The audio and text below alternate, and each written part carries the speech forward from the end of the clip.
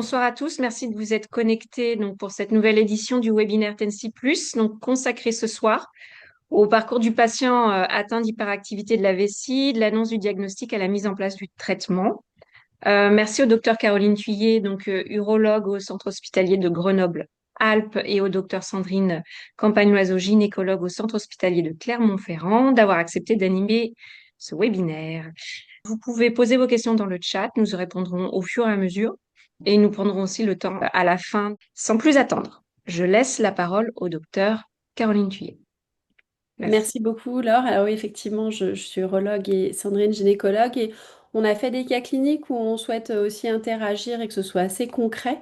Effectivement, si vous avez des questions au fur et à mesure, hein, pour que ce soit un peu interactif, posez-les vraiment dans le chat et puis Laure, tu nous les transmets et on y répond en essayant de respecter un peu le temps.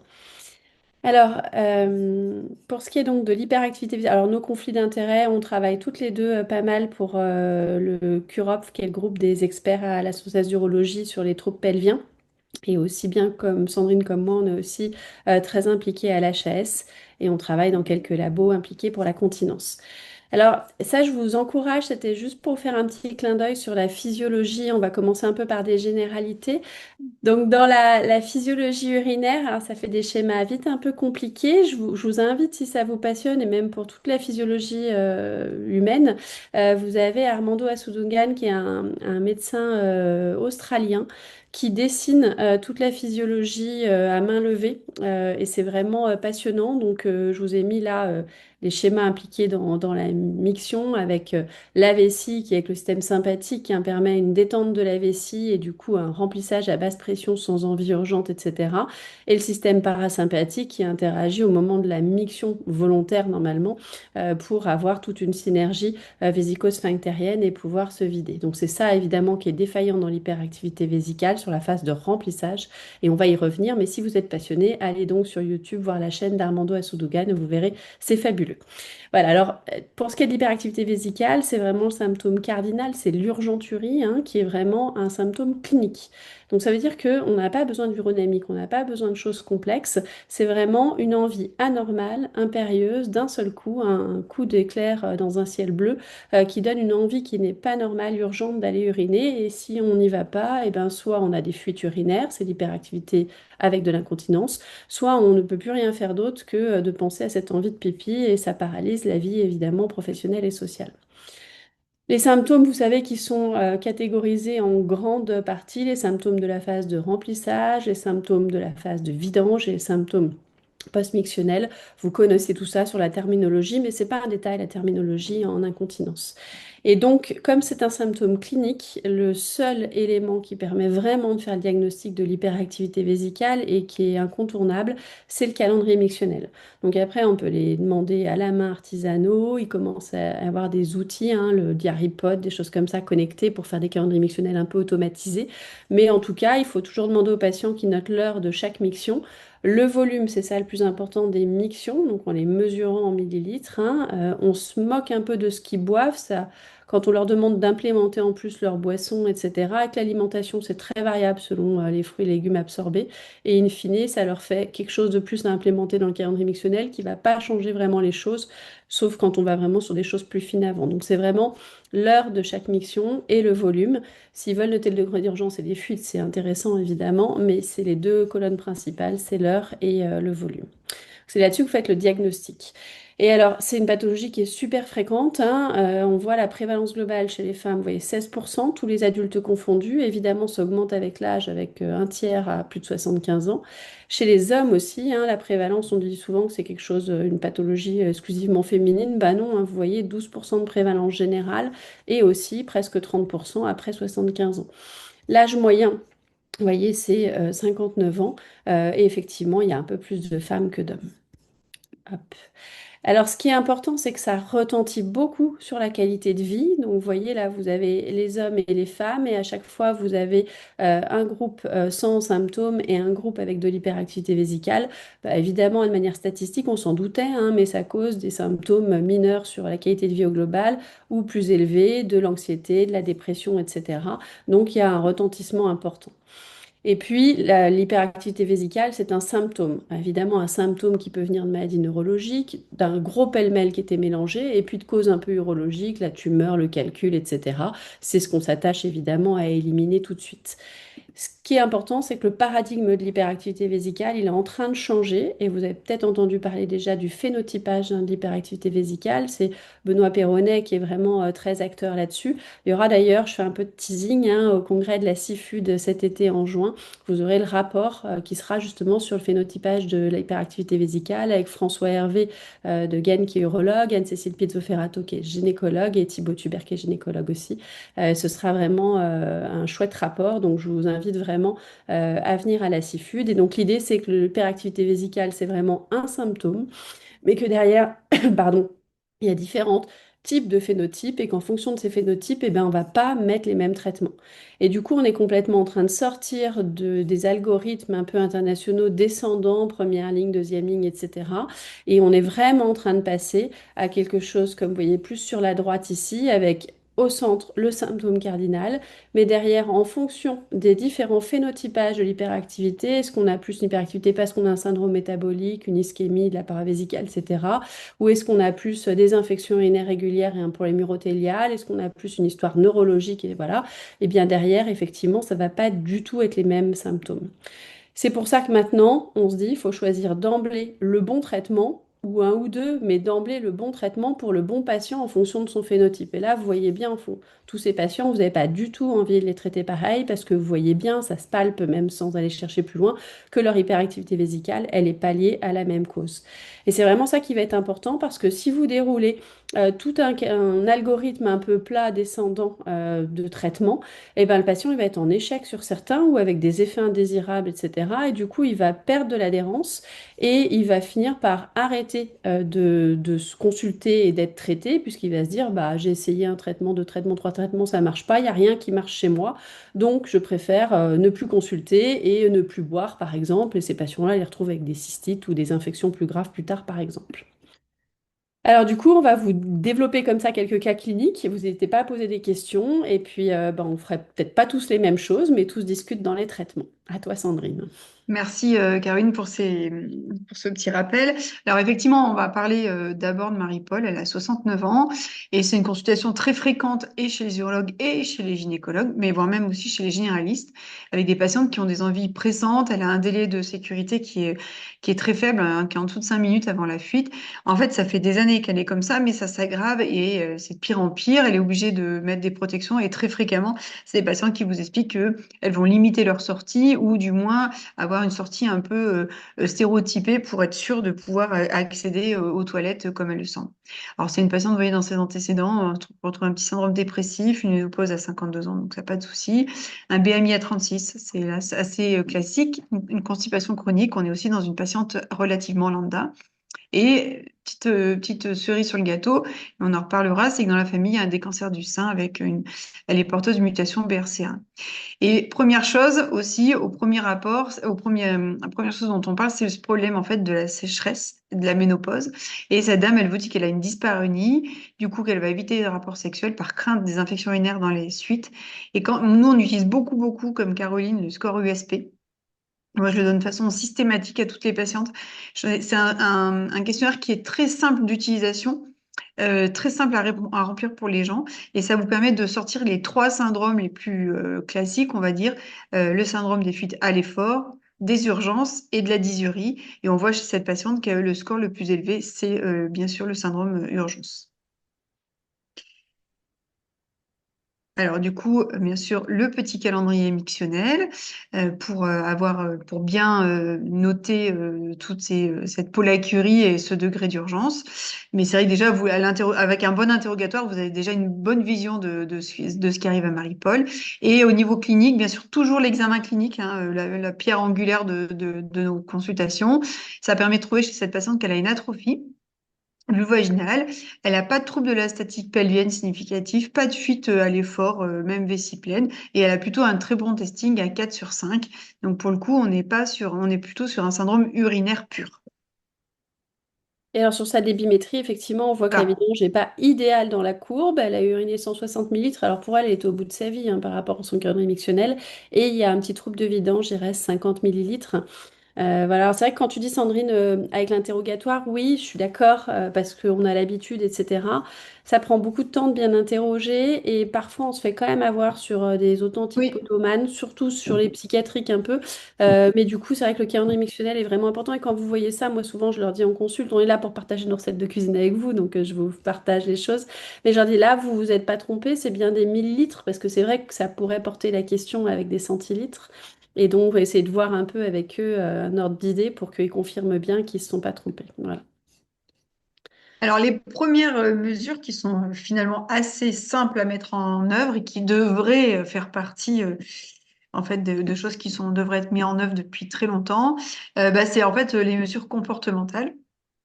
Et donc d'expliquer à la dame qu'effectivement, le nombre de mictions par jour, c'est 6 à 8, que c'est voilà, un, au pire deux levées nocturnes, mais qu'au-delà de ça, et ben, quelque part, il faut qu'elle reprenne en main son problème vésical. Clairement, il va falloir aussi reconnaître les apports hydriques, hein, parce que les gens qui sont, plus vous buvez, plus vous allez uriner, donc les gens qui sont potomanes, c'est un peu compliqué. On va aussi diminuer la consommation de ce qu'on appelle les excitants vésicaux, caféine, théine, alcool blanc, faire un peu attention à l'alimentation et puis effectivement essayer d'augmenter le délai entre deux besoins. Alors moi, je ne sais pas si tu l'utilises, Caro, moi j'utilise la feuille de l'Ayuga qui est Ah non. décrite Mm. qui est même traduite, pardon, excuse-moi, en différentes langues. Alors bon, nous, en Auvergne, elle parle patois et le français, c'est bon, un petit peu d'anglais, mais tu vois, ça passe assez bien. Et moi, je le donne aux patientes assez facilement et c'est un petit peu comment, entre guillemets, comment diriger ma vessie. Et aussi, je parle aussi assez facilement de décharge hypnotique, en fait, en leur disant, bah, quand vous allez penser trop longtemps à ce besoin d'uriner, essayez de focaliser votre attention sur autre chose et en fait, ça marche relativement bien aussi. Mm. C'est vrai Et en fait, ça. c'est des choses assez simples hein, Ouais, bien sûr. qui C'est ce sont que mises font en... les kinés quand elles travaillent aussi en Exactement. reprogrammation mictionnelle, etc. Ouais. Gros avantage des kinés, c'est qu'elles prennent un peu plus de temps que nous, probablement, mais moi, j'avoue que je le mets quand même. Ouais. Alors, bien sûr, dans les règles hygiéno-diététiques, ben voilà, faire attention à la constipation, gérer la constipation, améliorer la défécation en aidant avec le réhausseur de pied, éviter tout ce qui est polymédication, voilà, bien contrôler les apports hydriques pour que celui-ci se fasse tout au long de la journée et de façon un peu régulière. Perdre du poids, bien sûr, ça aide. Et nous, le petit truc des gynécologues, mais Caro, elle connaît bien mon action là-dessus, c'est de lutter sur la carence œstrogénique, bien sûr, qui est liée à la ménopause et aux années de ménopause cumulées. Mais tu sais que là-dessus, les uros sont très bons aussi maintenant, hein. À l'affût, il y a eu, voilà, ils sont très bons sur le sgum, Je justement. doute pas, j'en doute pas. Le sgum. Voilà, alors effectivement, le SGUM, c'est ce qu'on appelle le syndrome génito-urinaire de la ménopause. C'est tous les symptômes périnéaux qui sont liés à l'hypoœstrogénie.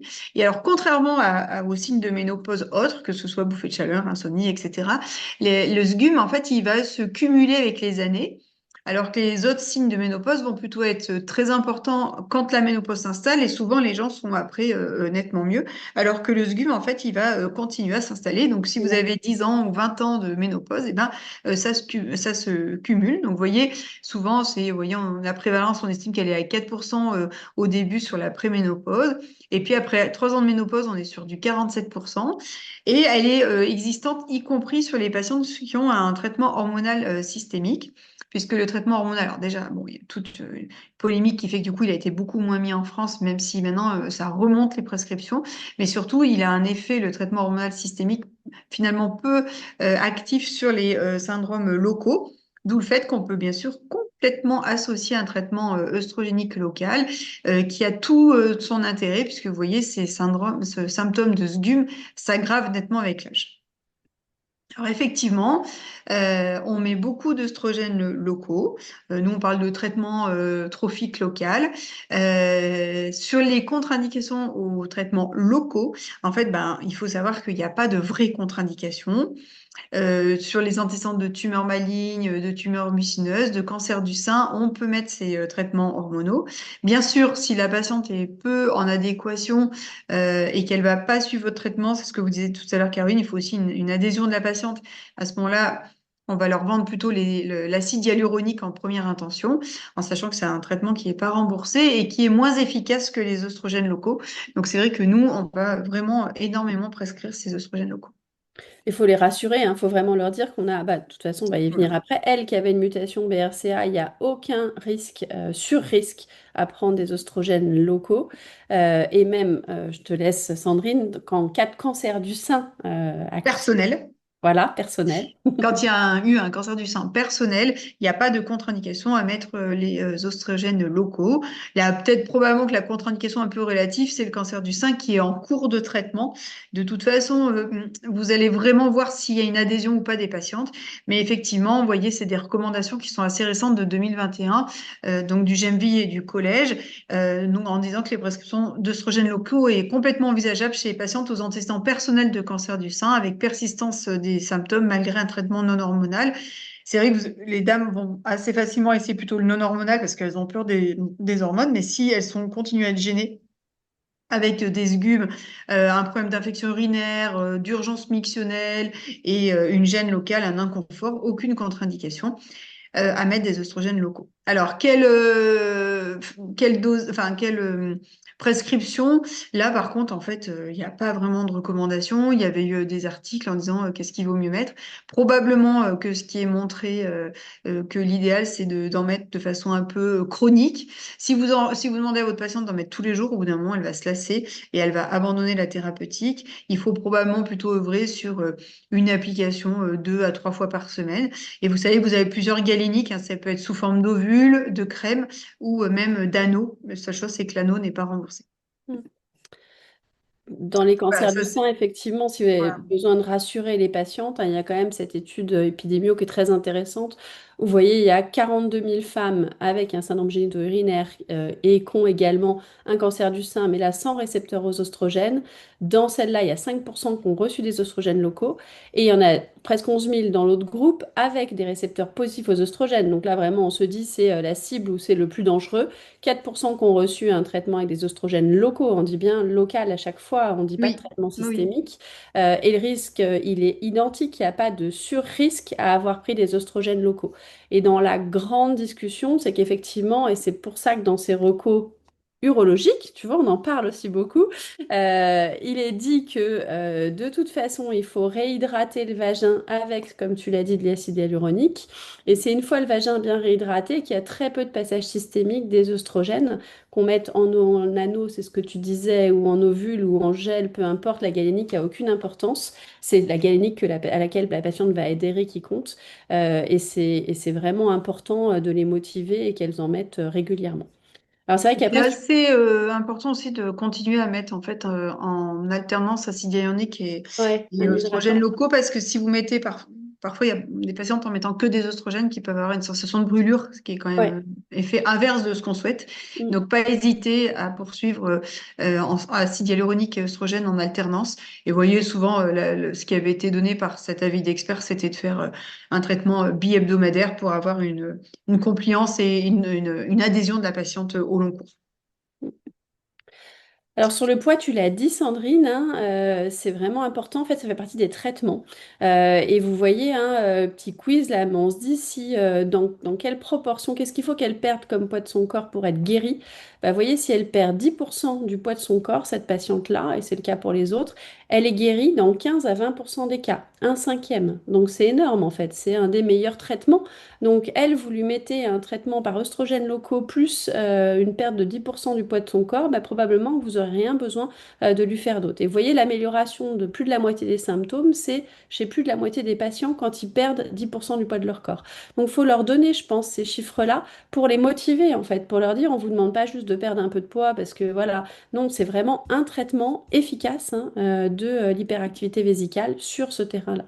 Et donc, du coup, cette patiente-là, effectivement, quand on se dit quel traitement spécifique, si on va laisser sur quelque chose de plus spécifique de l'hyperactivité vésicale, bah, c'est quoi ces profils? Bah oui, elle a des urgenturies un peu comportementales, et tu l'as dit, on va essayer en kiné, en rééducation, de dériver son esprit au moment où elle met la clé dans la porte et qu'il y a le syndrome du paillasson.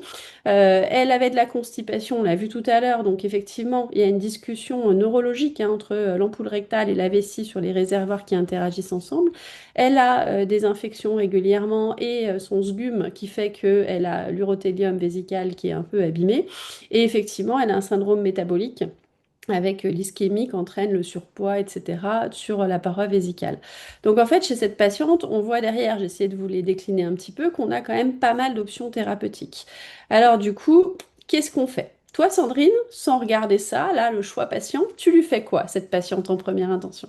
Alors moi, je prône beaucoup l'électrostimulation tibiale postérieure, donc tu t'en doutes, pour plein d'arguments. Le premier, c'est que je trouve que Allez-y. c'est un traitement qui a pris beaucoup d'ampleur ces derniers temps, que en fait, bah, soit la patiente elle adhère et ça marche, et je trouve que c'est super parce que ça évite tout ce qui est traitement médicamenteux, et je trouve aussi que c'est une démarche en fait positive de la dame qui en fait va être acteur de sa pathologie, plus que de prendre un comprimé tous les jours et de ne pas se poser trop la question et de se dire pourvu que le comprimé marche et que j'ai pas d'effet indésirable. Donc j'avoue que mon électrostimulation tibiale postérieure est prônée. Et tout à fait. Et on voit que dans les préférences patients, effectivement, ça reste un des traitements que les patients ont envie d'essayer et qui est un des préférés parce qu'effectivement, il n'est pas invasif, on ne parle pas d'aiguille, le patient est acteur de son traitement, les effets sont là, positifs, les effets secondaires sont rares. Donc effectivement, c'est un traitement qui est assez privilégié par les patients. Alors elle, pas de bol, elle n'avait pas ça, elle a eu de la toltérodine. Et d'ailleurs, ça l'améliorait pas mal. Alors effectivement, les anticholinergiques, ça, en général, quand vous n'êtes pas trompé de diagnostic, ça marche assez bien.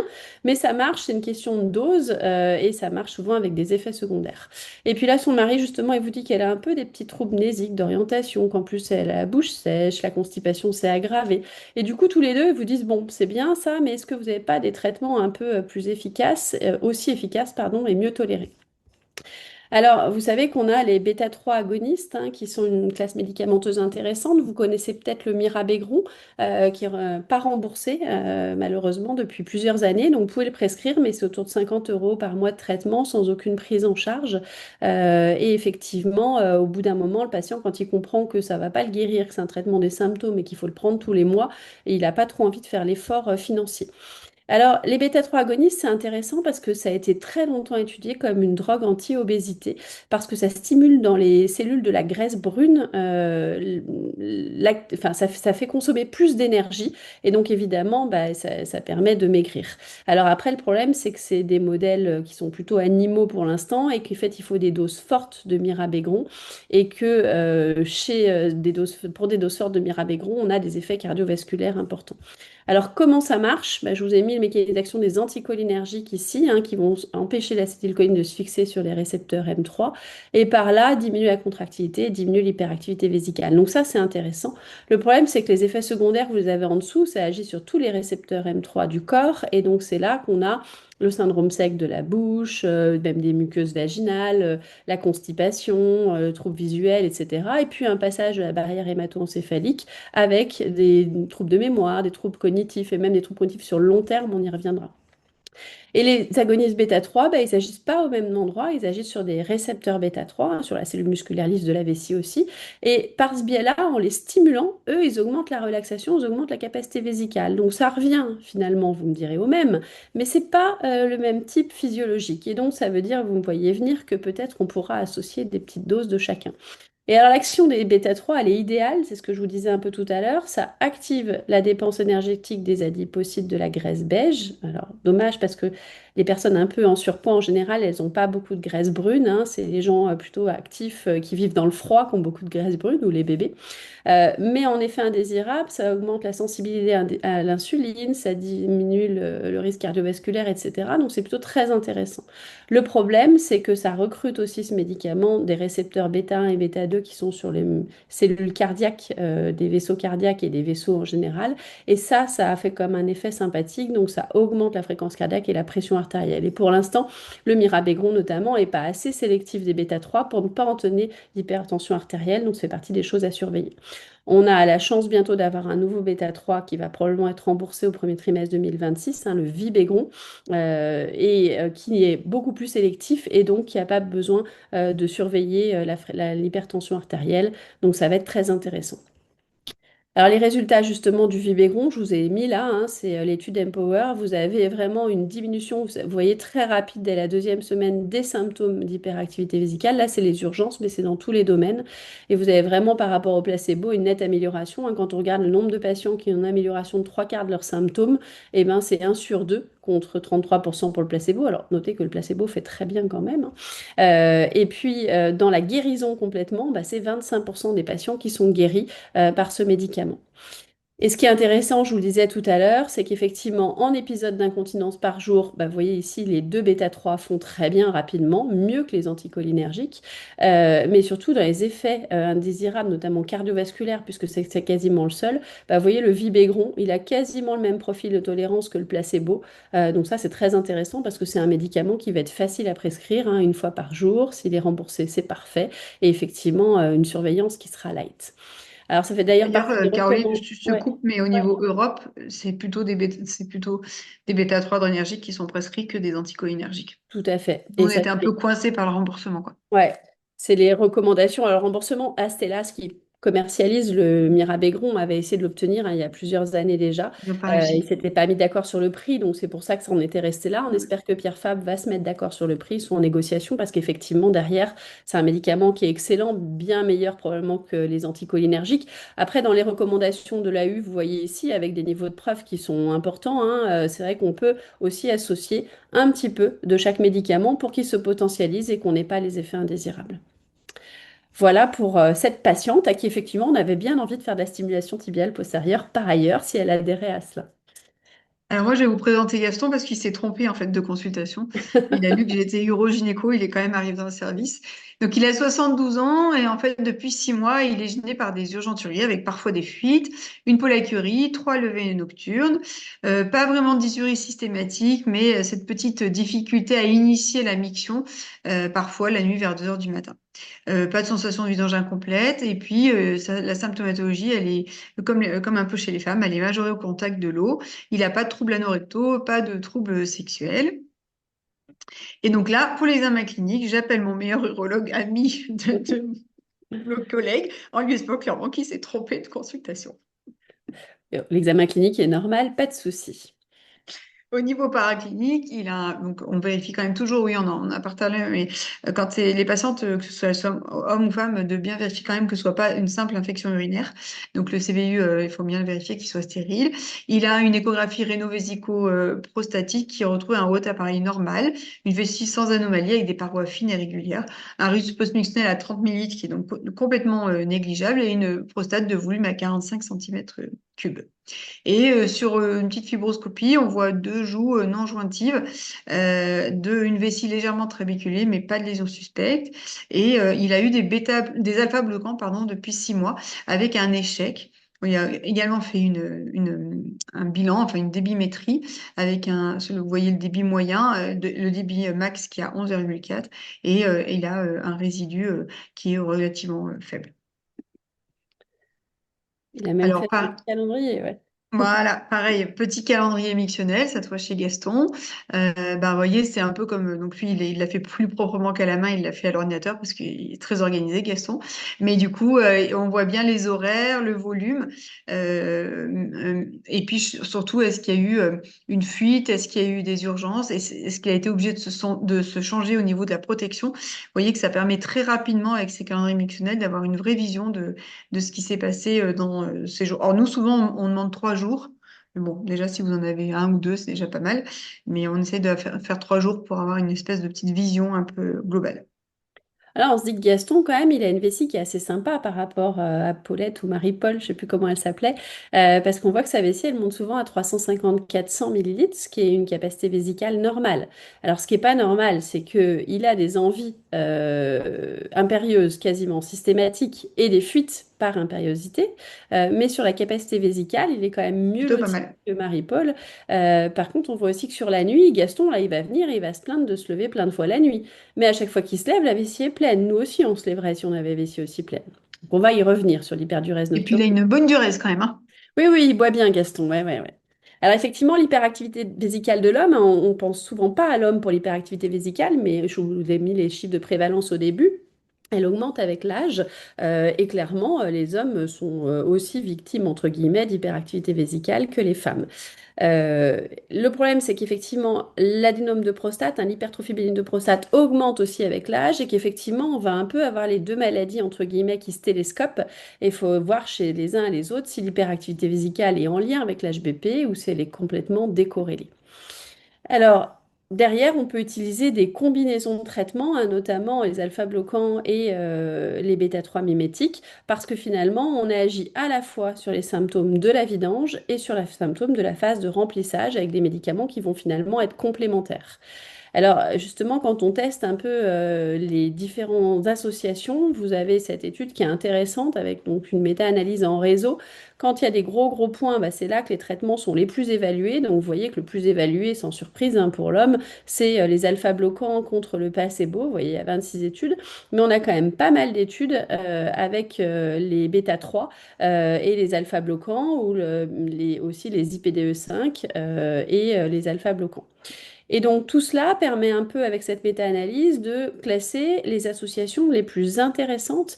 Et vous voyez que les associations d'IPDE5, c'est les médicaments pour l'érection, hein, et d'alpha-bloquant, bah, ça marche très bien sur le score IPSS, ça marche aussi très bien sur le débit max. Et on a également une association qui marche très bien. Plus c'est haut, plus ça marche hein, dans la graphique là. Et donc, on a une association qui marche très bien également avec les bêta-3 adrénergiques et les alpha-bloquants.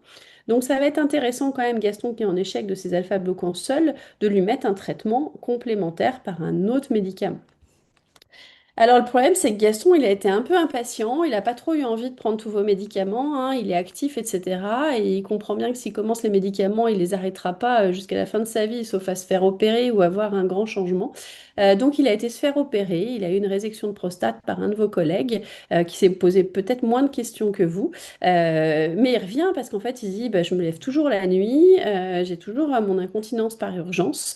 La fibroscopie, il n'y a pas d'anomalie particulière. Puis vous voyez quand même, votre confrère urologue, il a été bon parce qu'il a vraiment bien amélioré son début urinaire. Donc on a toujours les urgenturies, Gaston n'est pas content du tout, mais quand même, on peut dire que, il y a du mieux, que c'est plus simple. Alors effectivement, comment évolue l'hyperactivité vésicale quand on fait une chirurgie de désobstruction? Bah, ça améliore les symptômes de vidange, c'est ce qu'on vient de voir avec la débimétrie de Gaston, mais sur les symptômes de remplissage, bah, ça marche moins bien. Et probablement que plus on attend pour les désobstruer, plus bah, l'efficacité est moindre, parce que le détruseur s'est modifié. Et vous voyez, les facteurs prédictifs de mauvaise amélioration hein, de la phase de remplissage, c'est l'âge élevé. Les symptômes ont progressé plus longtemps. La capacité vésicale inférieure à 250, ça c'était pas trop notre Gaston, hein. Et si vous faites un bilan aérodynamique, parce que vous voulez bien documenter les choses avant de le réséquer sans trop réfléchir, et ben si vous avez une hyperactivité détrusorienne, donc là c'est des contractions au bilan aérodynamique, c'est différent de l'hyperactivité vésicale qui est sur le cardio émotionnel et qui est uniquement clinique, et ben ça c'est pareil, c'est pas bon pronostic, mais on s'en doutait un petit peu. Et alors, le bilan aérodynamique, il reste non recommandé en systématique parce qu'il y a une grosse étude prospective randomisée qui a montré qu'en fait, il ne changeait rien dans la prise en charge et dans l'évolution des symptômes. Alors Gaston, maintenant, quand vous lui faites le bilan dynamique, bah, vous trouvez, vous savez qu'il y a les nomogrammes qui permettent de voir en fonction du débit max au moment de la miction et de la contraction des trésoriennes à ce moment-là, est-ce qu'il est obstrué ou pas? Bah non, Gaston, il n'est pas obstrué, hein, il n'y a plus d'obstacle et il a une bonne contraction des trésoriennes. C'est l'inverse de quelqu'un qui aurait une vessie claquée. Gaston, il a une bonne vessie, il n'y a pas de souci, il n'est pas obstrué. Alors après, il est clair aussi. Il ne veut pas boulotter de médicaments, alors vous l'aviez déjà un peu compris, parce qu'effectivement, alors c'est ce que vous lui avez proposé au début, il est parti ailleurs, mais il veut un traitement qui passe pas par des médicaments, qui soit efficace et bien toléré. Alors vous pensez à trois options, donc on a une incontinence par hyperactivité vésicale, mais lui, il est assez catégorique, il a ses idées, hein, Gaston, hein. Il veut pas de stimulation électrique, il veut vraiment pas ça. Alors, vous êtes un peu embêté, vous réfléchissez, vous avez entendu parler de décision médicale partagée, hein, donc vous essayez d'expliquer au mieux à Gaston. Et notamment, je vous remets le petit graphe qu'on a vu tout à l'heure, hein, vous essayez, dès qu'il vous refuse un traitement, en fait, quel qu'il soit, je pense qu'il est important, si vous voulez faire une bonne décision médicale partagée, d'aller le chercher, Gaston, et de lui dire, qu'est-ce qui vous embête? Pourquoi vous voulez pas des médicaments? Pourquoi vous voulez pas de la stimulation électrique? Pourquoi vous voulez... Parce que c'est quoi derrière? Qu'est-ce qui vous inquiète? Qu'est-ce que vous avez mal compris, etc. Et la plupart du temps, en fait, effectivement, c'est une incompréhension. Et du coup, vous arrivez à repasser un message différent. Et Gaston, non pas que vous voulez le convaincre d'aller vers tel ou type de traitement, mais au moins Gaston, quand il va prendre sa décision, elle sera vraiment plus éclairée et il aura plus réfléchi avec tous les arguments factuels. Et donc Gaston, bah, c'est l'étude de tout à l'heure, hein. En général, la stimulation tibiale, elle a quand même beaucoup d'avantages et souvent c'est la préférée des patients. Et au contraire, le côté stimulation électrique et le fait que ça communique et que ça modèle au niveau cérébral ce qui va se passer, souvent ça plaît plutôt bien aux patients. Alors toi, Sandrine, t'es gynéco, même à Gaston, tu lui fais de la toxine. Peut-être pas quand même, peut-être pas quand même. Alors effectivement, la toxine, c'est tentant parce que, on va pouvoir injecter rapidement la vessie de Gaston et puis elle va s'améliorer. Alors effectivement, hein, vous voyez, c'est des études qui ont permis l'AMM et le remboursement de la toxine à 12 semaines de l'injection. Bah, effectivement, ils sont franchement améliorés, hein, significativement par rapport au placebo quand on regarde les très améliorés ou améliorés sur les symptômes. Il y a une diminution significative de l'incontinence. Donc, je rappelle que du coup, la toxine, c'est vraiment le traitement de l'urgenturie avec La incontinence. S'il n'y a continuance. pas d'incontinence, il n'y a pas l'autorisation. Donc, quelqu'un qui a une hyperactivité vésicale sèche, l'envie sur les petits volumes, mais voilà, on ne peut pas lui faire de toxine parce que c'est pas efficace. Les effets secondaires, c'est souvent une grande discussion. Alors, vous voyez que c'est 100 unités chez Gaston, qui n'a pas de souci neurologique. La dose qui est autorisée en AMM en première intention, c'est 50 unités. Et vous voyez que les infections, c'est le problème, hein. À tous les moments du cycle de surveillance, c'est un quart quand même des patients. Donc, il faut le prévenir de ça. Et les autres effets indésirables sont plus à la marge. Et à 100 à 50 unités, probablement qu'il y en a un petit peu moins. Si jamais, parce que c'est l'inquiétude de la toxine, il va dire bah, j'ai peur de passer à l'autosondage une fois que vous avez commencé à lui parler des choses. Si jamais il passe à l'autosondage nécessairement, vous voyez que c'est 6,5% des patients seulement et à 100 unités, donc moins 50, et qu'en moyenne c'est 2 mois, donc c'est complètement réversible. Et ce qui est rigolo, c'est que même avec le placebo, on peut passer à l'autosondage, mais c'est évidemment très peu Tout et court. c'est moins de 10 jours. Mais on voit toujours l'effet placebo ou nocebo qui est assez fou effectivement en médecine. Bon, c'est pour vous remettre la même chose sur le risque de passage à l'autosondage. On va avancer un peu pour parler de tous les autres patients. Alors effectivement, bravo. 2 mois plus tard, il est ravi et il vous demande à quelle fréquence faudra recommencer. Et c'est le gros problème de la toxine. C'est qu'effectivement, eh ben, c'est un traitement chronique à vie. Il ne prend pas un comprimé, mais là, il va avoir de la toxine. Alors, c'est en général tous les 7, 8 mois. Voilà. Et il y a quelques patients qui arrivent, vous voyez, 30% quand même, hein, qui arrivent à passer à plus d'1 an.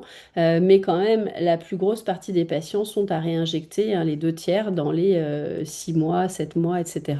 Donc, c'est vraiment un traitement qu'il faut organiser.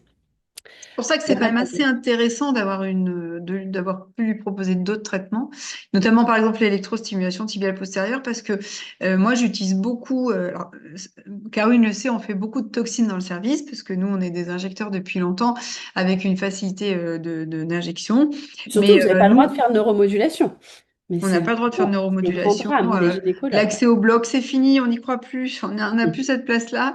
Il faut faire les cancers à la place. Et donc, du coup, on fait beaucoup de toxines. Mais nous, on utilise beaucoup de couplage, en fait, avec la toxine, avec notamment, par exemple, l'électrostimulation. C'est, par exemple, des fois, les dames, elles en ont un peu marre. On leur dit, bah, écoutez, on va essayer la toxine. Vous rentrez dans les critères avec les fuites, 3 fuites par jour sur 3 jours. Et du coup, on leur dit, par contre, gardez bien votre électrostimulation parce que du coup, quand les signes vont commencer à réapparaître, notamment les urgences, avant que ce soit des fuites, là, on refait pas de toxine puisqu'on n'a pas le droit.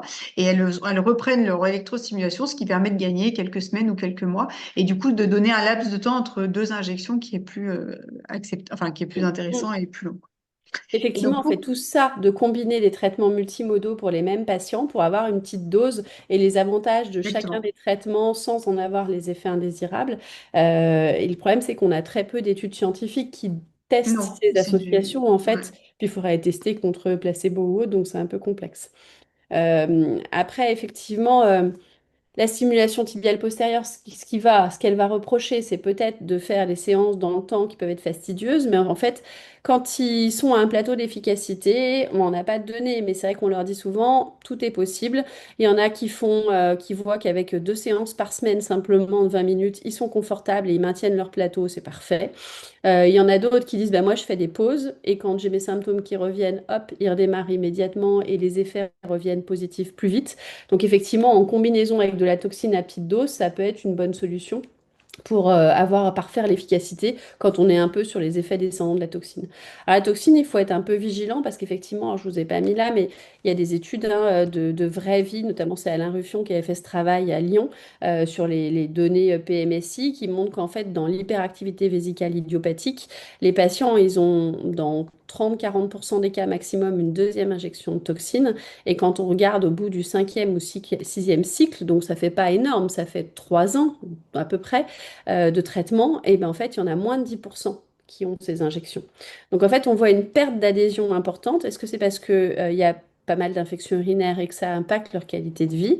Est-ce que c'est parce que ben, le Ils n'ont moment pas de l'accès, hein. l'injection est compliqué à organiser, etc. Enfin, c'est vrai que c'est pas forcément un traitement qui est pérenne sur le long cours.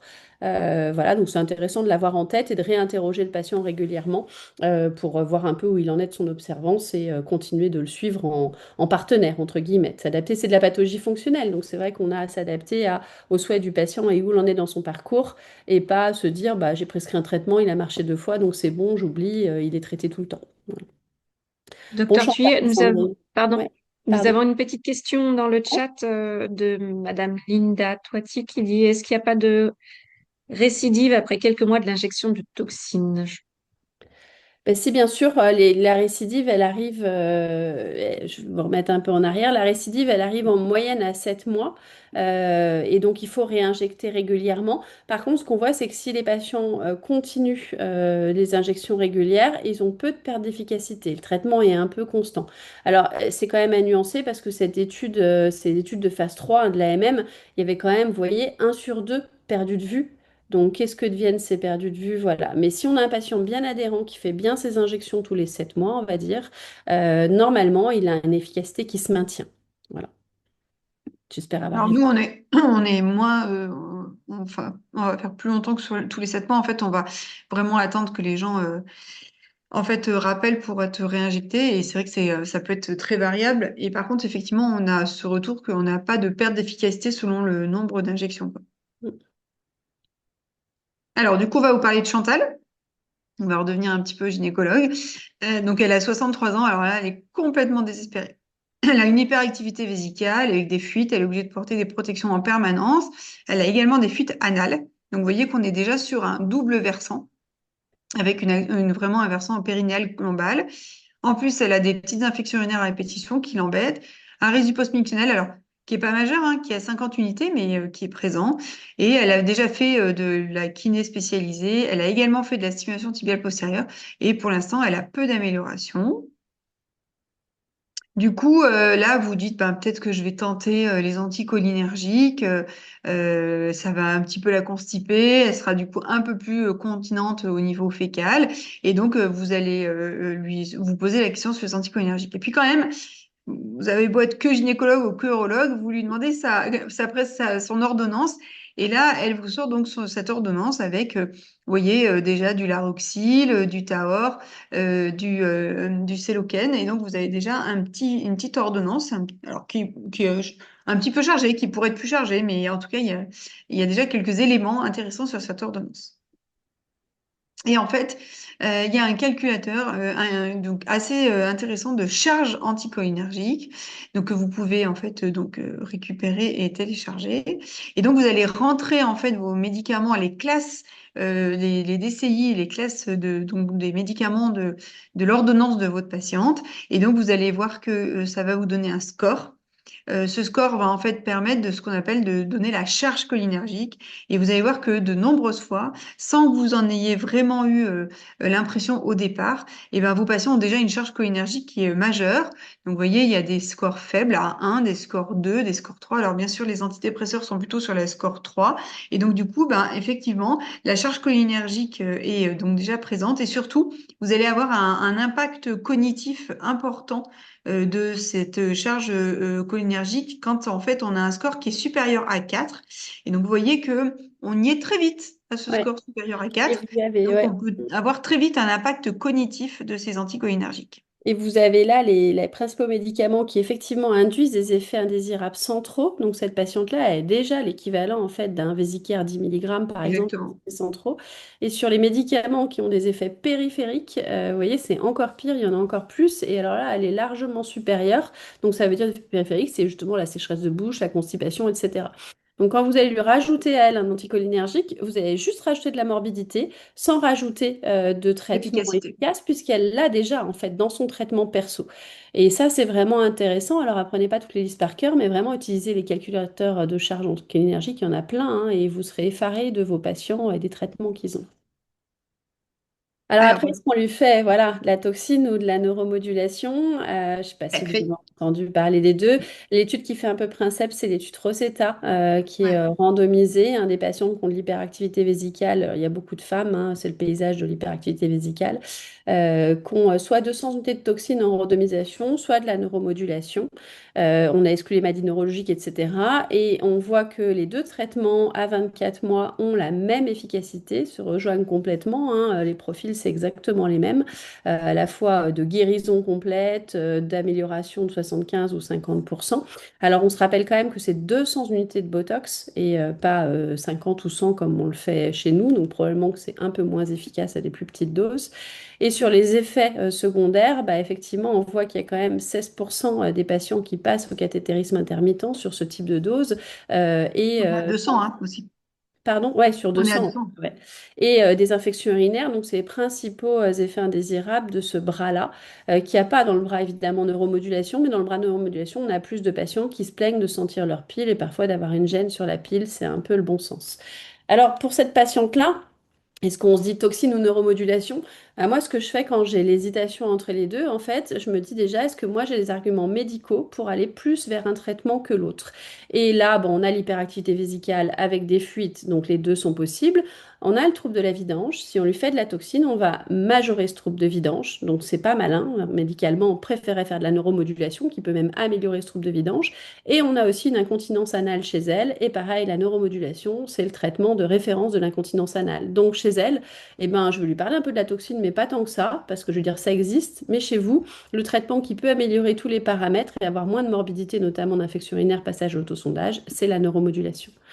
Alors la neuromodulation, comment ça marche, hein? Il y a un article là qui est très intéressant sur les mécanismes d'action que je vous invite à lire si vous êtes passionné de physiologie.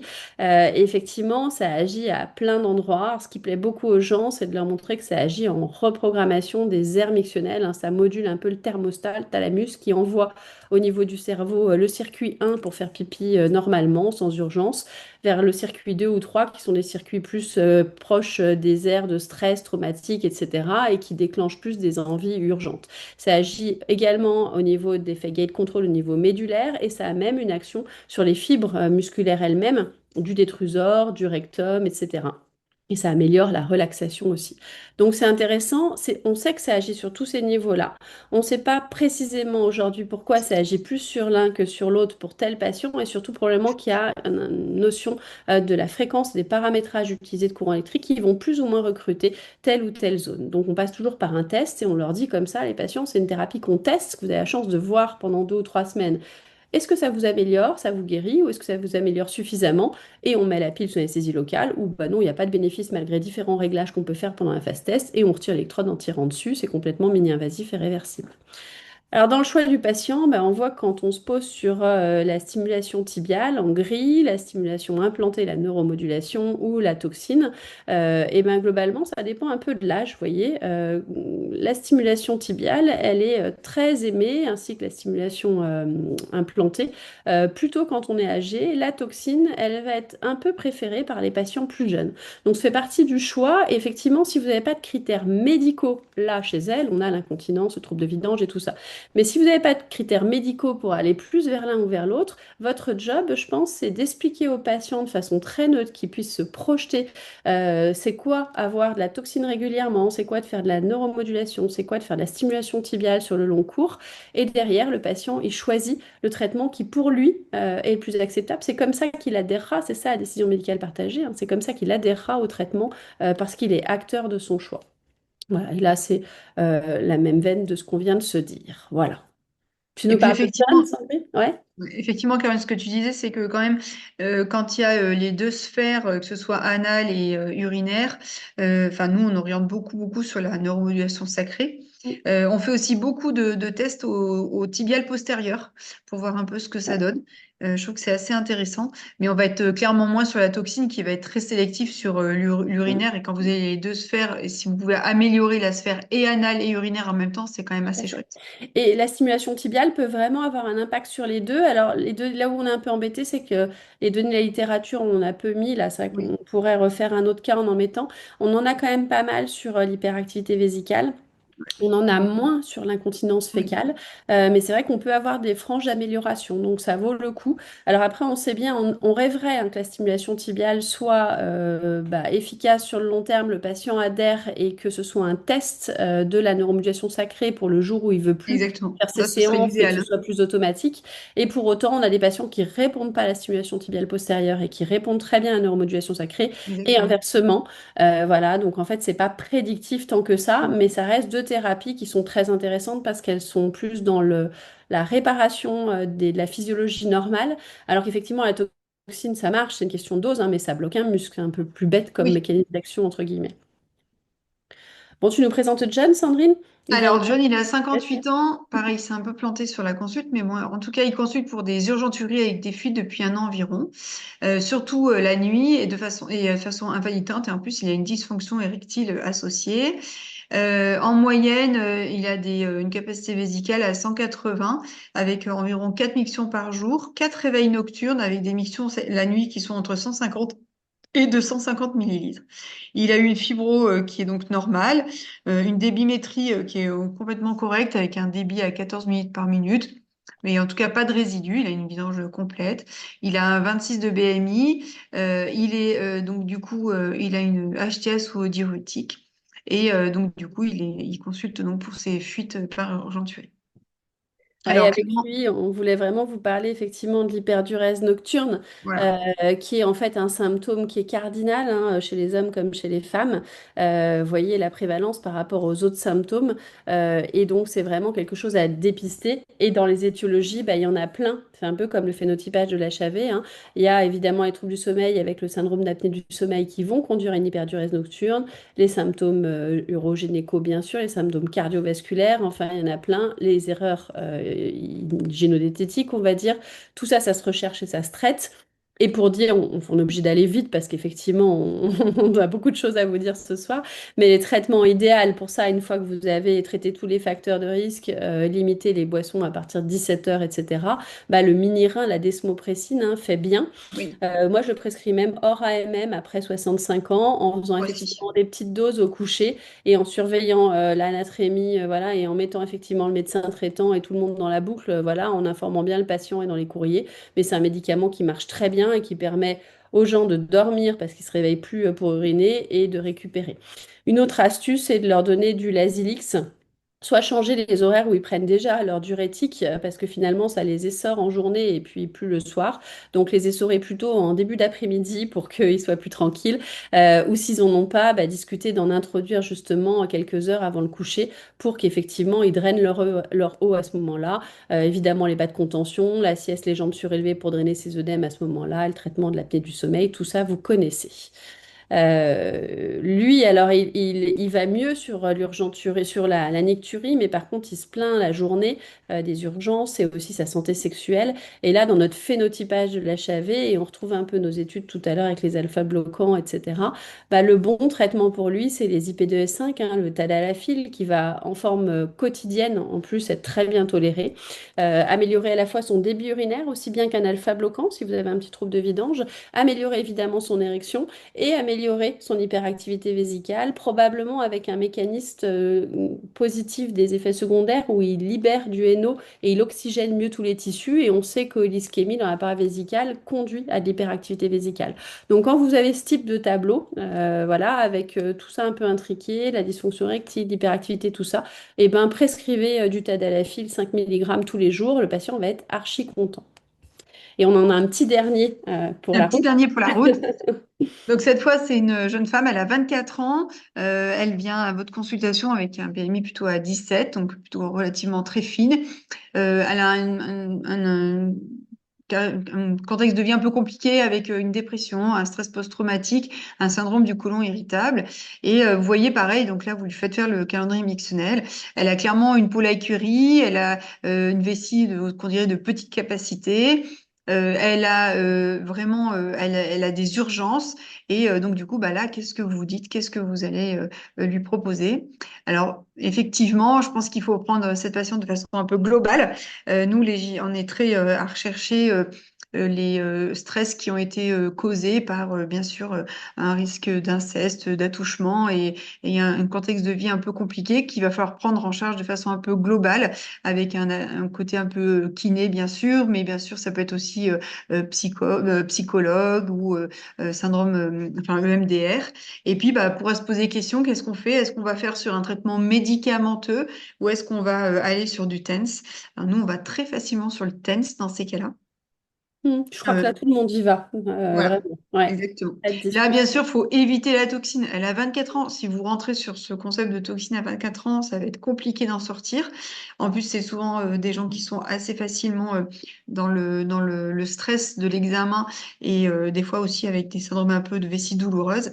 Et donc, il faut éviter la toxine ou alors vous allez aller au bloc sous sédation. Et je pense que ça va être compliqué Ouais, d'en en retourner. fait, clairement, si elle a déjà en plus eu des abus sexuels ou quelque chose qu'elle a mal vécu Exactement. de ce côté-là, le fait que vous, entre guillemets, nous on a un vieux chirurgien dans le service qui a les cheveux blancs qui dit de la tringler régulièrement avec votre cystoscope rigide, effectivement, elle va vivre ça en surajoutant et en le vivant très mal à chaque fois, même sous sédation. En fait, les gens savent bien Oui. ce qu'on fait, voilà, et donc effectivement, ça va faire qu'exacerber les choses et ça va pas être bénéfique. Alors par contre, la kiné, alors c'est vrai que tu parles de l'hypnose, le MDR, etc. C'est fondamental. Il faut vraiment leur demander de se faire accompagner, même si c'est pas des violences sexuelles, hein. Non. Moi, Voilà, tout stress post-traumatique, en mangeant du Bataclan ou des choses comme ça, ont dû développer beaucoup d'hyperactivité vésicale. Et donc effectivement, la kiné avec des kinés entraînés, c'est pas du tout de la kiné de renforcement périnéal, c'est tout l'inverse.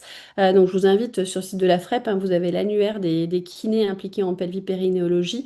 Et effectivement, c'est des kinés qui vont beaucoup travailler la posture et on voit sur les images IRM là ce que ça change dans les pressions périnéales, la reprogrammation mictionnelle, les étirements, le relâchement, voilà. Et tout ça, ça va être plutôt vertueux, ça va même l'aider à se sentir mieux, même sur le plan fécal et souvent dans leur vie sexuelle aussi. Donc c'est un incontournable. Et en parallèle, alors la duloxétine, elle se discute quand même parce que c'est surtout dans oui. l'incontinence à l'effort, mais ça a aussi des bénéfices dans l'hyperactivité. Tout le problème de la duloxétine, c'est que, faut des fortes doses pour qu'il y ait une efficacité au niveau vésical et c'est souvent mal toléré d'un point de vue psychiatrique, avec même des passages à l'acte non négligeables, hein. Vous voyez ici, là, en bas du graphique à droite, les tableaux psychotiques possibles, clairement, voilà. Par contre, si elle est déjà suivie par un psychiatre ou un psychologue parce que justement c'est compliqué dans sa vie et voilà, bah, ça vaut le coup de discuter avec lui des traitements antidépresseurs que vous lui mettez comme elle est accompagnée parce que pour le coup, la duloxétine peut avoir un effet positif. Et ah bah oui, c'est vrai qu'on voulait, bah, je te laisse peut-être parler, Sandrine, de la démence des anticholinergiques. pour faire. Voilà, ben sur les anticholinergiques, et ben du coup, il y a des études qui commencent enfin, qui montrent que en fait, les anticholinergiques pris tôt, sur des durées longues de traitement et donc de prescription, ça pourrait potentiellement être un facteur de risque de démence induite pour les années lointaines, avec du coup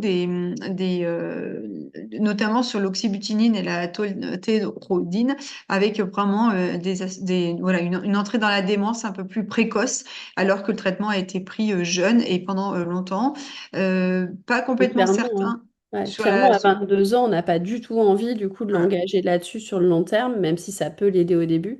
Et si jamais vous aviez envie de le faire, voilà, peut-être que le seul qui est un peu plus safe, c'est le Céris, le chlorure de trospium. Exactement. Voilà, alors sachant que le Et Céris, le vésicare et le tobias, c'est incertain. ouais, c'est plutôt, Bon, plutôt se moins, méfier. mais ouais, ouais. Et en tout Euh, cas, peut-être que le plus safe, c'est le Céris, en tout cas. Si vous donnez du Céris, pensez que l'absorption est limitée si les gens le prennent avec les repas. Donc c'est 2 fois par jour déjà, et il faut que ce soit 1 heure avant toute prise alimentaire ou 3 heures après pour être certain que vous ayez l'effet maximal. Donc c'est vrai que souvent on prescrivait du Céris si elles vont le prendre avec leur petit-déj et avec le dîner du soir, mais du coup il n'y a Il n'y pas aura d'effet pas trop secondaire, mais d'efficacité. aussi parce qu'il n'y a pas trop d'efficacité, parce qu'il est mal absorbé. Donc voilà, vigilance là-dessus. Et alors vous Alors avez... Ouais, effectivement, vas-y. chez cette patiente, on sera quand même tous d'accord pour aller sur la stimulation tibiale postérieure, du coup qui va aller sur, donc c'est le traitement du syndrome clinique d'hyperactivité vésicale non neurologique. Alors au départ on disait plutôt réfractaire, c'est vrai que nous on est plutôt sur maintenant des indications de première ligne. Gros avantage, ben du coup vous n'avez pas d'effet indésirable, vous avez vraiment, vous mettez le patient au cœur de sa thérapeutique, enfin de sa problématique et de la thérapeutique. Et effectivement, on a maintenant différents outils. Au départ, ça n'a pas beaucoup pris en France, en fait, parce que du coup, c'est venu des États-Unis et chez les États-Unis, c'était du percutané, c'est ce que vous a dit Caroline tout à l'heure, je ne sais pas si vous avez noté, avec effectivement des petites aiguilles comme des petites aiguilles d'acupuncture. Et donc, du coup, il y a eu un petit effet un peu je n'y vais pas. Et donc, du coup, nous, maintenant, en France, on n'est que sur des électrodes. Alors, vous voyez, ça peut être sous forme de bracelet, ça peut être sous forme d'électrodes en Wi-Fi. Il y a même plus récemment une chevillère qui est sortie. Et vous voyez que ce petit bracelet, il est extrêmement facile à positionner avec un petit peu de gel. Là, il est programmé pour 20 minutes. Donc, il y a juste à le mettre en marche et en fait à sélectionner l'intensité. Et c'est vrai qu'on va faire souvent, nous, 20 minutes le matin, 20 minutes le soir, avec du coup une aisance de manipulation qui est quand même assez intéressante. Ouais, il est vraiment plébiscité pour ça, le TNC+, parce Ouais. qu'effectivement, c'est facile et on peut bouger avec. Voilà, les patients souvent demandent est-ce qu'il faut mettre de plus en plus fort pour que ça marche? Non, c'est une question de là que vous êtes au seuil sensitif. Donc, il commence à ressentir la petite stimulation. Ça peut être un petit cran en dessous. Ça marche aussi bien, hein, à 80% du seuil sensitif que voilà. Et ça sert à rien de mettre plus fort. Il y a juste après le doigt pied qui peut bouger et l'inconfort parce que la stime est trop forte. Ce ne sera pas plus efficace. Donc, il faut vraiment leur dire. Faut vraiment leur dire aussi, alors faut leur donner soit il y a des prestats qui passent pour leur montrer et on sait que ça démarre au bon endroit. Sinon, il faut leur donner une petite photo comme vous avez là sur l'écran pour qu'ils le placent correctement. Souvent, ils disent, mais docteur, vous êtes cinglé, vous me demandez de faire un truc à la cheville alors que j'ai des envies urgentes de faire pipi. Enfin bon, c'est voilà. Il faut bien les rassurer, leur dire que justement au niveau cérébral, le nerf tibial postérieur et les aires mictionnelles, c'est un peu au même endroit. Et donc, ça permet de remoduler hein, ce qui se passe au niveau cérébral sur les aires mictionnelles. Et puis, je crois qu'il faut leur dire aussi, en tout cas, nous, on leur dit toujours que souvent, il y a un effet de latence au début du traitement. Alors, c'est vrai que Oui. souvent, on recommande de faire 20 minutes par jour. Moi, je leur demande sur 3 mois de faire 2 fois 20 minutes, matin et soir. Comme ça, je me dis, même s'ils en loupent un peu, on a au moins, voilà. Et puis, leur dire, bah, le premier mois, vous aurez probablement pas de bénéfice. C'est normal. Continuez bien vos séances. C'est pas, voilà. Le deuxième mois, ça se met en place. Et vous avez 3 mois pour voir si c'est une thérapie qui vous aide de manière significative. Et dans les études, c'est le cas, hein, voilà, dans une grande proportion des cas.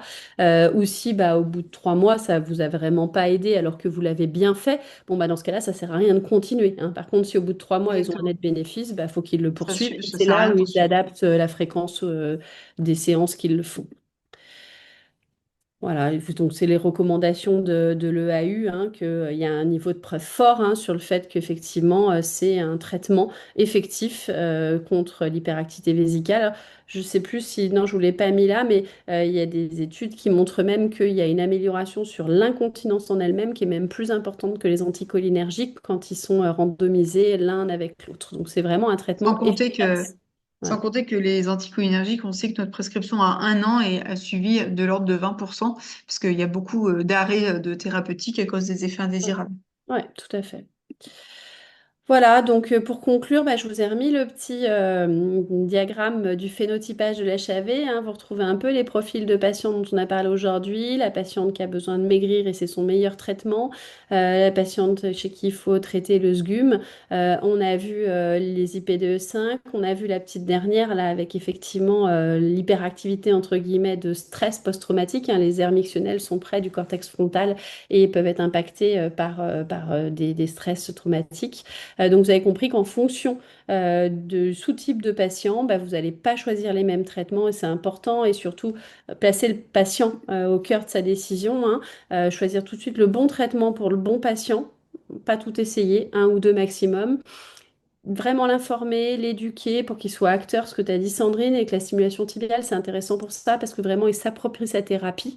Voilà, il faut vraiment prendre le temps, et c'est ce qui est long en chirurgie, en consultation d'urologie ou de gynécologie fonctionnelle, c'est de mesurer les attentes du patient, hein. C'est pas du cancer, on lui dit pas le mois prochain, en fait, tel truc, peu importe les conséquences, on réparera plus tard. Non, là, c'est vraiment le patient, bah, qu'est-ce qu'il veut, dans quelle mesure il est gêné, et dans les traitements, qu'est-ce qu'il est prêt à avoir ou pas comme contrainte et comme effet indésirable.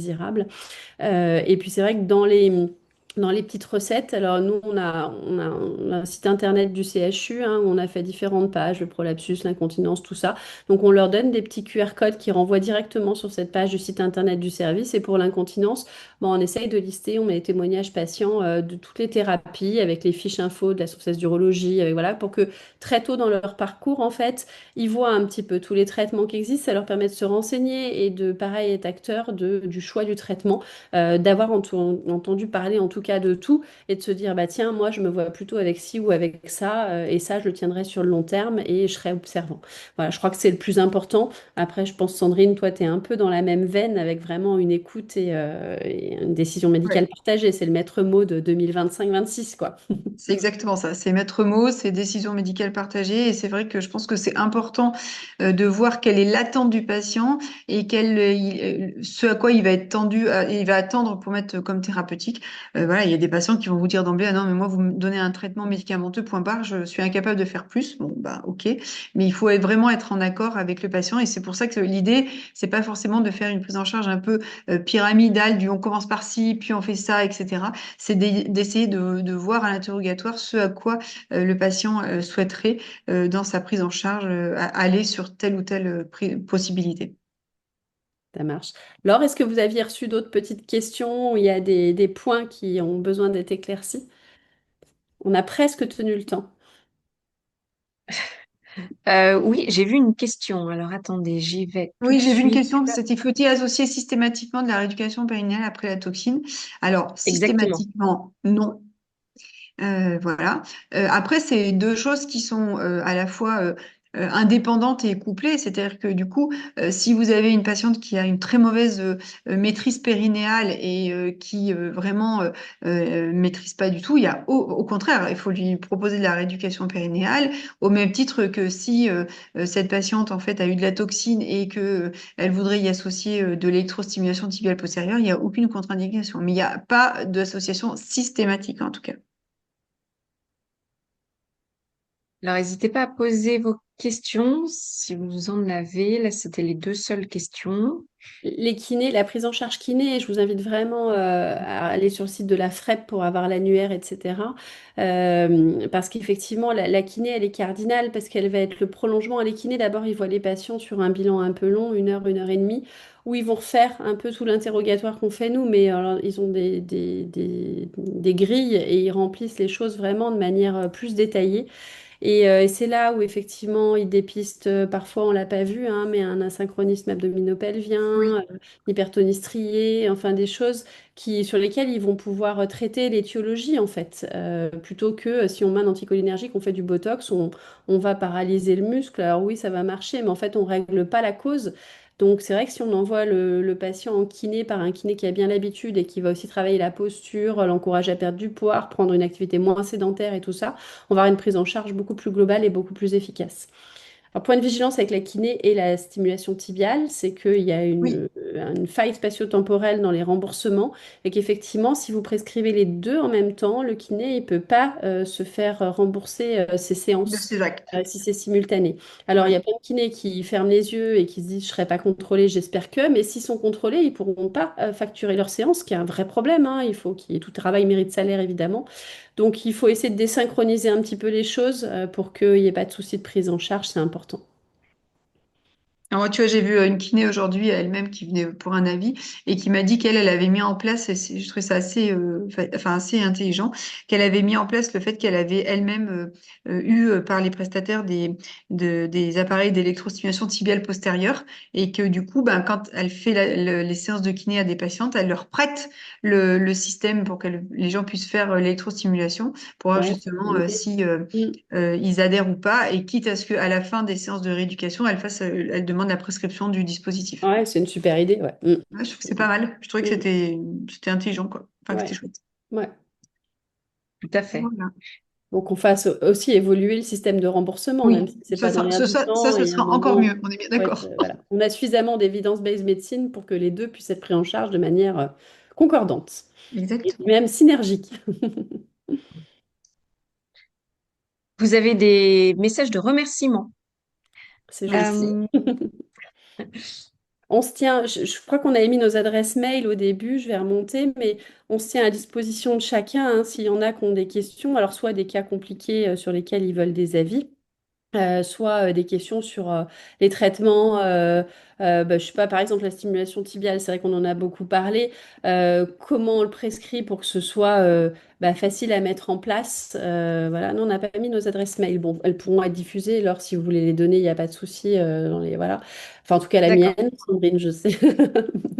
Moi, j'ai du mal avec mon adresse mail, moi. Moi, je la donne aux patients, aux confrères, tous les partenaires, voilà, sans problème.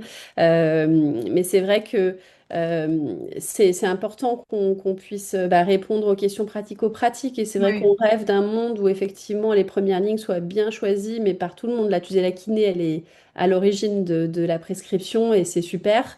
Il faut que les sages-femmes, ce soit pareil. Évidemment, tous oui. les médecins généralistes, les gynécos, les uros, même ceux qui font que médical. Sur les premières lignes, c'est facile de faire la prescription, mais il faut avoir les ordonnances type, les prestataires qui peuvent se faire le relais à la maison pour que les patients utilisent bien la thérapie, parce que sinon, c'est toujours pareil, si c'est pas mis du bon côté, pas voilà, Oui. ça marchera jamais. Et s'ils sont Si pas c'est pas fait motivés, correctement, qu'il n'y a pas les voilà. bons conseils, ça marchera jamais. Ouais. Sur l'effet de latence de la stimulation tibiale, c'est important de le dire parce que sinon, au bout de 15 jours, ils arrêtent en disant bon, ça marche pas, c'est normal, c'est un truc à la cheville, alors que j'ai envie urgente de faire pipi, quoi. Donc, il y a vraiment une info qui est nécessaire à délivrer. Effectivement. C'est vrai que nous, on Alors, passe beaucoup par les prestataires pour avoir cette aide un peu logistique, justement. Alors nous, on a fait un truc là depuis 6 mois, ça marche assez bien, mais parce qu'on a des gros volumes évidemment. On a tous les appareils qui existent sur le marché de stimulation tibiale. Et puis quand l'un de nous en consultation dit bah, stimulation tibiale pour tel patient, hop, on le donne à l'infirmière qui est volante d'urologie et qui en fait le prend dans une petite pièce et lui montre les différents appareils, qu'il essaye. Et il se dit, ah bah ouais, tiens, moi je trouve que celui-là, il est pratique, ça me parle bien. Du coup, il adhère et puis elle redélivre les grands messages qu'on a déjà donnés, mais sur la latence, sur voilà, avec la bonne ordonnance qui va bien. Et effectivement, le prestataire en relais qui amènera l'appareil au patient. Mais du coup, il connaît l'appareil, il l'aura déjà vu, il l'aura même choisi. Et derrière, il remet une couche sur comment bien l'utiliser. Donc c'est vrai que comme ça, c'est facile. Après, j'ai bien conscience que c'est pas facile à mettre en place partout. On n'est pas dans Oui, ces mais je pense que ça zones-là. augmente l'adhésion du patient, quoi. Oui, je crois, ouais. Ouais, ouais. Super. Merci beaucoup, Merci. Laure, d'avoir été à l'origine de Merci beaucoup, cet Laure, d'avoir. échange. merci pour votre participation. C'était extrêmement clair. Moi, j'ai été ravie. J'ai bu vos paroles toute la soirée. Je C'est pense que gentil.